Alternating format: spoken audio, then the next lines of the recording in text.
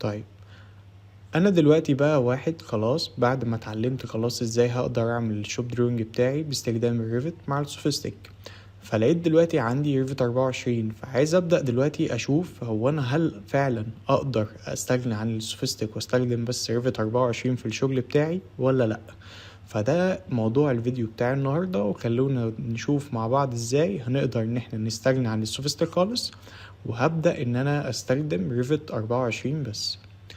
طيب اول حاجة هنبدأ بيها مع بعض ان شاء الله كده في الفيديو اللي معانا ده هي التاجز. دلوقتي التاج اللي موجودة قدامي دلوقتي دي، لو جيت من هنا قلت لها edit family، بحيث ان انا عايز ابدأ اشوف ايه هي البارامترز اللي انا مستخدمها اصلا في التاج بتاعي اللي موجودة هنا. فلو طلعنا دي كده شوية، او تعال نجيب دي وجبنا التاج اللي قدامنا دلوقتي دي كده مثلا. فاول حاجة هقولك ان احنا محتاجين نبدأ نغيرها ونبدأ نشوفها هي المارك، لان انا طبعا زي ما انا عارف ان المارك ده هو كان عندي السوفيستيك هو اللي بيظبطهولي وهو اللي بيعملهولي. طب هندسة انا دلوقتي عايز ابدأ ان انا استغنى عن المارك، هتقولي طب هستخدم مكانه ايه؟ هقولك والله بس تعالى من هنا اقول له edit label وتعالى نشوف مع بعض هنستخدم ايه. هقولك اصلا ان الريفت عندك في بارامتر بيظبط لك موضوع المارك ده على طول، هو اوتوماتيك. هتلاقي موجود معاك اسمه هنا ريبار نمبر.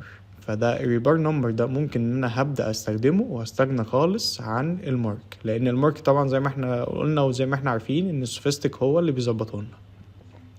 طيب ده كده كان اول حاجة معانا. ممكن برضو نخلي في السامبل فاليو هنا مثلا 0 0. طيب بعد ما ظبطنا المارك، طب تعالوا نكمل الباقي.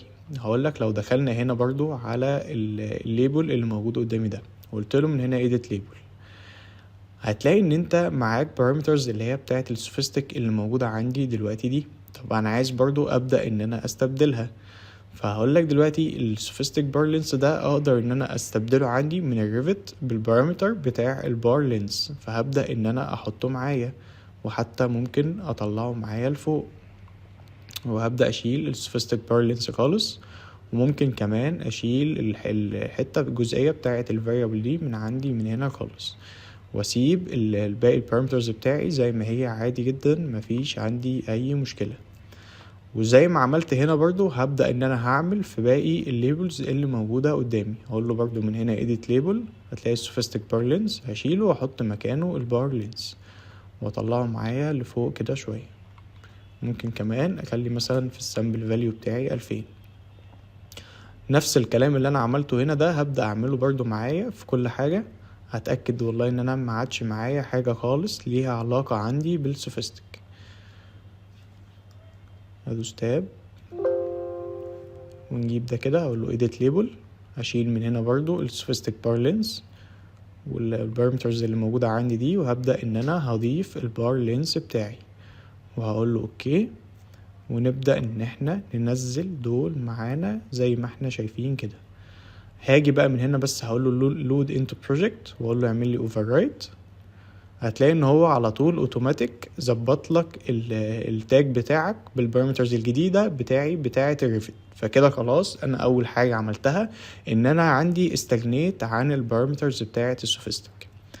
طيب ايه تاني حاجه برضو ممكن اقدر اعملها والسوفيستيك مثلا كانت بتوفرها لي وبقت موجوده معايا في ريفت 24؟